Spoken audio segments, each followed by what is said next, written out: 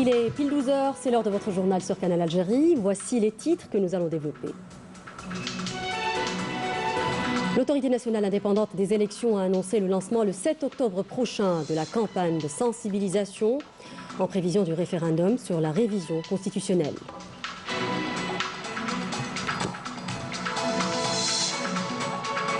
On ira à Tamanrasset au sud du pays pour reparler de la visite du ministre des Mines et de l'exploitation minière artisanale de l'or.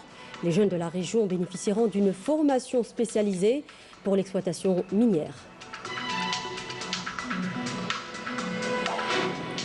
Et afin de généraliser l'usage du e-payment en Algérie et notamment dans le sud du pays, la direction de la Poste et des télécommunications organise des journées d'études au profit des usagers et des opérateurs.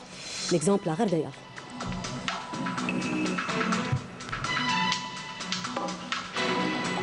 Nous terminons avec le portrait d'un Algérien vivant en France qui exerce le métier de compteur. Bienvenue, nous en parlions dans nos précédentes éditions.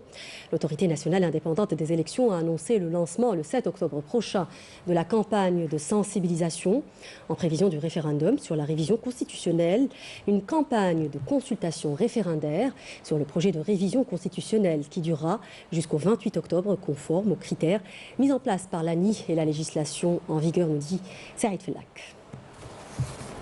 Dans le cadre de la consultation référendaire sur la révision constitutionnelle, la décision du 28 septembre 2020 rendue par le président de l'ANI a fixé les règles de la campagne de sensibilisation qui sera ouverte le 7 octobre 2020 à partir de 8 h du matin et prendra fin le 28 octobre 2020 à minuit. La campagne électorale est animée par les parties suivantes. Le staff gouvernemental doit transmettre le programme de la campagne électorale au président de l'ANI. Les partis politiques disposant d'un groupe parlementaire au niveau des deux chambres du Parlement ou de 10 sièges entre les deux chambres du Parlement ou des sièges au sein des assemblées populaires locales dans au moins 25 wilayas.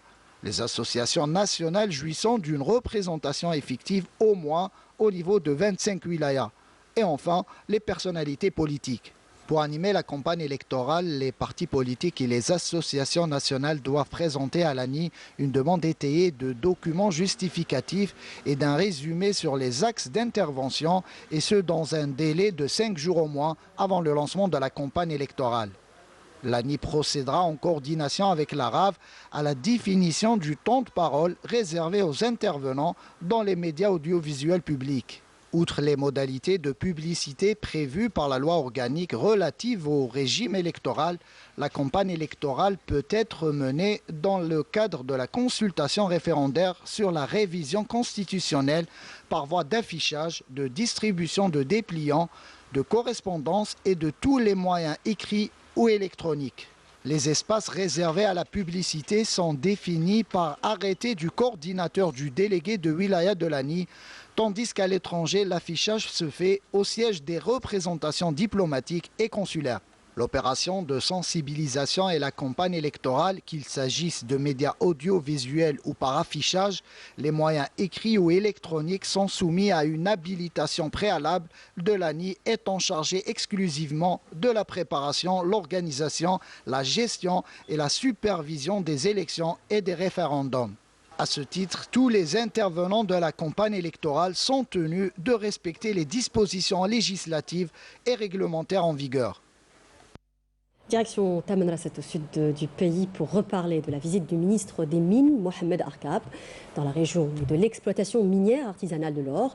Le ministre qui était sur le site du projet de l'Institut national des mines a affirmé qu'une formation spécialisée pour l'exploitation minière artisanale de l'or sera assurée aux jeunes sur ce même site. Un site d'ailleurs appelé à être exploité comme lieu de formation en coordination avec le secteur de la formation et de l'enseignement professionnel. Le ministère délégué chargé de la micro-entreprise et du secteur de l'environnement nous dit Bouchara Bouali dans ce papier.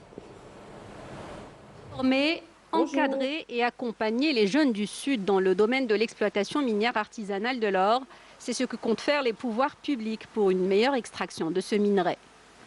Une formation spécialisée basique et de qualification sera dispensée sur ce site, censé abriter le futur Institut national des mines.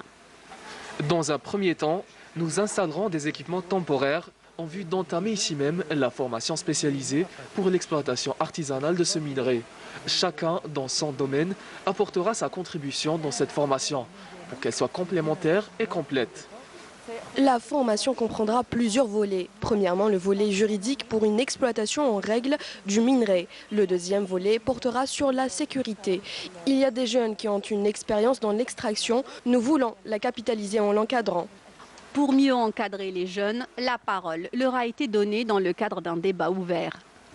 L'exploitation minière est certes effectuée par de grandes entreprises, mais il y a aussi l'exploitation anarchique. Nous proposons qu'il y ait une commission indépendante pour choisir les jeunes qui bénéficieront de permis d'exploitation sans distinction, sans bureaucratie et sans exclusion.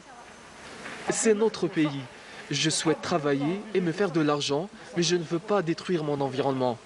Nous devons mener à bien cette opération avec vous. Je préfère prendre le temps qu'il faut pour réfléchir à la question. On compte sur vous pour proposer les entreprises susceptibles de travailler dans l'exploration. Les dossiers seront déposés dans un guichet unique reliant l'Agence nationale des activités minières, le ministère délégué chargé de la micro-entreprise et le bureau de l'ANSEJ. Un guichet unique facilitera le travail. Nous poursuivrons cette opération et l'élargirons à d'autres minerais, car il n'y a pas que l'or à exploiter. Nous sommes prêts à aider tous les investisseurs de la région. Il s'agit surtout d'encadrer cette ruée vers l'or sur des bases juridiques et scientifiques, de sorte à garantir une exploitation rationnelle des ressources dans le respect de l'environnement et de la préservation de la biodiversité. Direction à présent Médéa, une wilaya avec un grand potentiel agricole. Sur place, le ministre de l'Agriculture et du Développement rural a appelé à la levée des contraintes financières qui entravent les céréaliculteurs, notamment les lourdeurs administratives. Abdelhamid Hamdani a profité aussi pour mettre en avant certains objectifs clés du plan d'action de la tutelle pour le développement du secteur. Commentaire, Walid Youssi. Améliorer les techniques d'irrigation figure parmi les priorités du plan d'action du ministère de l'Agriculture pour le développement de ce secteur. Lors de sa visite dans la wilaya de Médéa, le premier responsable du secteur n'a pas manqué de rappeler l'importance de mettre en œuvre ce plan d'action qui, une fois achevé, permettra de renforcer la sécurité alimentaire. Nous ne pouvons pas parler de développement dans le secteur agricole, garantir la sécurité alimentaire et régler le problème d'irrigation sans une utilisation rationnelle de l'eau. Il faut aussi introduire des outils et des techniques modernes et faciliter les mesures administratives.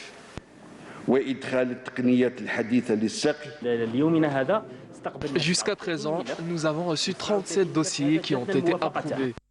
Autre objectif figurant dans la feuille de route de la tutelle, la réduction des importations des semences de pommes de terre et l'augmentation de leur production locale. Il faut un suivi permanent sur le terrain, mais aucune indulgence avec les établissements qui auront du retard. Il faut prendre des précautions. C'est un programme très important. Il est sur la feuille de route du ministère de l'Agriculture. Je vais suivre son évolution de près. Cette visite a été l'occasion pour Abdelhamid Hamdani de vérifier l'état d'avancement de certains projets, des projets qui ont pour objectif de désenclaver la région et de développer le secteur agricole.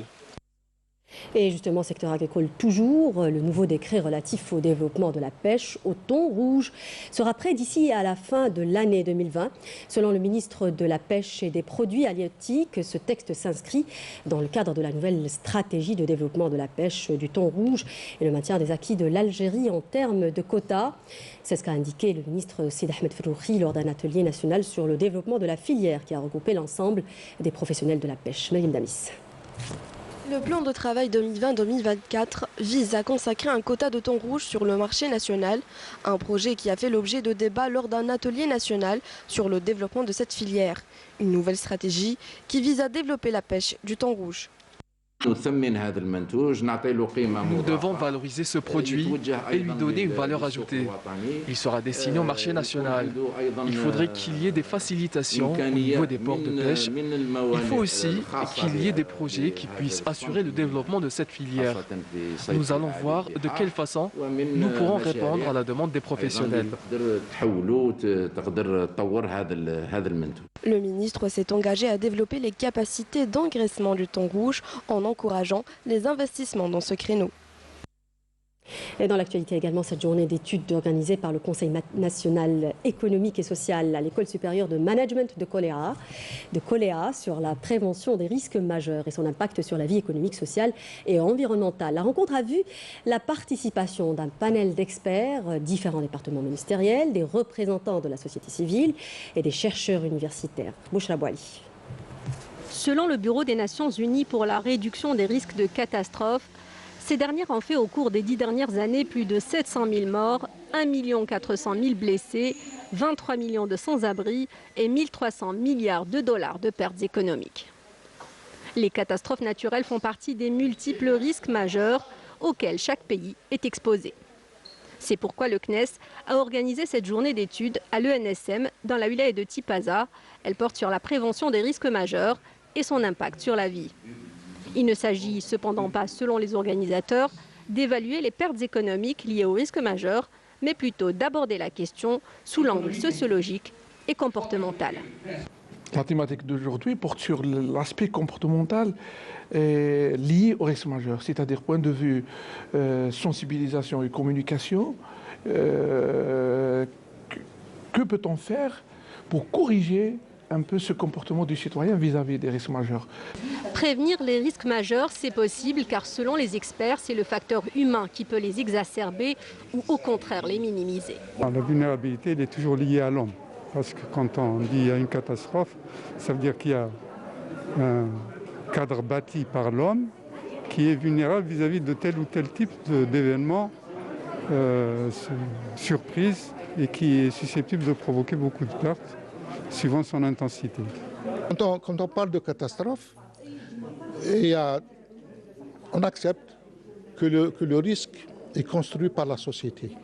C'est la société qui construit le risque et chacun dimensionne son risque par rapport à sa connaissance, son inconscience ou bien son ignorance. La connaissance, c'est ce qui permet de faire face aux risques majeurs, d'où l'importance d'inculquer ce que les experts appellent la culture du risque. Un travail de sensibilisation effectué par les différents partenaires, notamment la protection civile.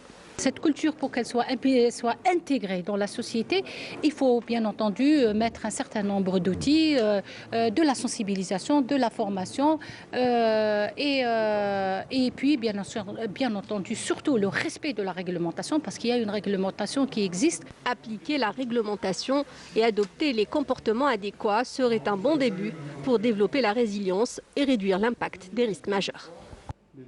J'en parlais en titre afin de généraliser l'usage du e-payment en Algérie et notamment dans le sud du pays. La direction de la Poste et des télécommunications organise des journées d'études au profit des usagers et des opérateurs économiques notamment. L'objectif étant de réduire les transactions cash, rappelant que le nombre des porteurs de la carte CIB en Algérie dépasse légèrement les 2 millions, nous dit Nsein Messaidi. Généraliser et vulgariser l'usage de la carte interbancaire a été le thème de la journée d'études organisée à Gardaïa au profit des opérateurs économiques. Cette campagne de communication vise aussi à sensibiliser les utilisateurs quant à l'intérêt de la monétique et de l'usage de la carte bancaire comme moyen de paiement à part entière. Cette carte est très importante car elle permettra de promouvoir et d'améliorer la qualité des opérations de transaction à travers les services numériques et Internet. Cette technique permettra non seulement de réduire les déplacements vers les différents bureaux de poste, mais aussi les transactions cash. Nous avons commencé à traiter via TPE avec nos clients. Je trouve que c'est beaucoup mieux. Cela facilite les transactions avec nos clients.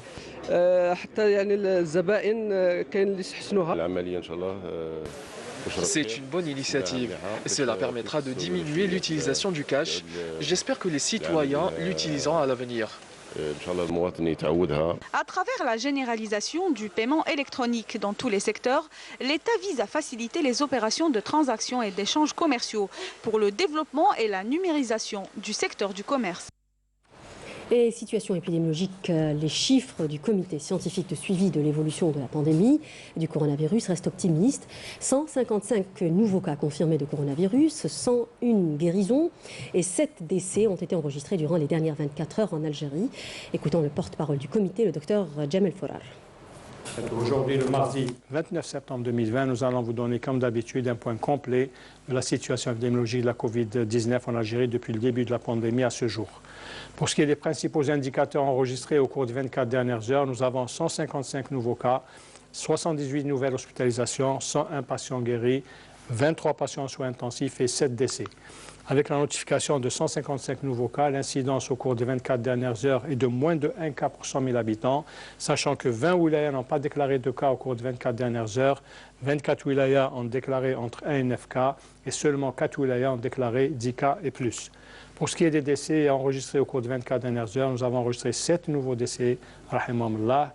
Pour ce qui est des nouvelles hospitalisations durant les 24 dernières heures, le nombre est de 78 patients. Pour ce qui est des patients guéris selon le protocole thérapeutique, à ce jour, leur nombre est de 36 063 patients guéris, dont 101 patients guéris au cours des 24 dernières heures. Pour ce qui est des soins intensifs, nous avons actuellement 23 patients hospitalisés aux soins intensifs au niveau national et dans tous les établissements de santé. Et pour terminer, nous rappelons toujours nos concitoyens pour rester vigilants, de respecter les règles de prévention, l'hygiène des mains, la distanciation sociale et surtout, le port de masque obligatoire en tout lieu et en toutes circonstances. Et j'ai le regret de vous annoncer le décès hier de notre collègue Aïssa Taroub, journaliste de la station de Constantine, à l'âge de 58 ans. Suite à cette douloureuse épreuve, le ministre de la Communication, porte-parole du gouvernement, et le directeur général de l'EPTV, ainsi que l'ensemble des travailleurs de l'entreprise, présentent leurs condoléances à la famille du défunt. L'enterrement du défunt aura lieu aujourd'hui à Betna, au cimetière Shamra. Inna lillahi wa inna ilayhi raji'un. Le site officiel des Nations Unies n'a fait aucune référence aux propos attribués faussement par l'agence marocaine MAP au chef de l'ONU, Antonio Guterres, selon lequel il aurait enjoint le Front Polisario de ne pas obstruer la circulation civile et commerciale régulière dans la zone tampon d'El Gargarat, située à l'extrême sud-ouest du Sahara occidental. Jusqu'à présent, aucune déclaration n'a été publiée sur le site officiel de l'organisation onusienne au sujet de la station à El Gargarat, a-t-on confirmé. Le ministre sahraoui a fermement dénoncé cette nouvelle tentative des médias de l'État d'occupation marocain de répandre des mensonges sur le Front Polisario et la lutte nationale légitime du peuple sahraoui, en allant jusqu'à attribuer de fausses déclarations au secrétaire général de l'ONU, répandre des allégations mensongères et des accusations sans fondement. Dans l'actualité internationale, toujours, c'était un véritable spectacle à l'américaine, ce premier débat des trois que doivent tenir Joe Biden et Donald Trump. Entre insultes et invectives, les échanges ont été houleux entre les deux candidats aux présidentielles américaines de novembre prochain. Les observateurs l'ont qualifié de débat inquiétant pour la démocratie américaine, compte tenu de la menace que le président persiste à laisser planer sur la validité du scrutin du 3 novembre prochain. De son côté, Joe Biden n'a pas marché ses mots et a qualifié Trump de clown et de pire président que les États-Unis aient connu. Et dans le conflit qui oppose l'Arménie à l'Azerbaïdjan, le Premier ministre arménien a jugé prématuré l'idée de pourparler avec l'Azerbaïdjan sous l'égide de la puissance régionale russe au 4e jour d'affrontements sanglants au Nagorno-Karabakh, territoire séparatiste azerbaïdjanais soutenu par Erevan. Les combats qui affrontent les deux pays depuis dimanche dernier ont fait au moins une centaine de morts, les plus meurtrières depuis 2016.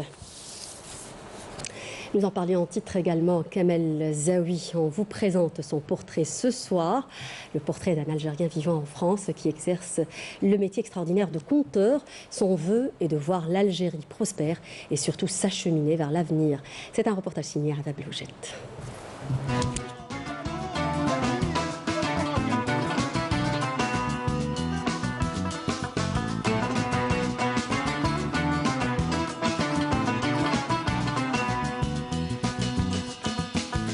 L'Algérie, elle m'a déjà apporté beaucoup sur le plan culturel, sur le plan de mon métier, parce que l'Algérie, elle m'a offert le miroir de me permettre d'être fier de ce que je fais.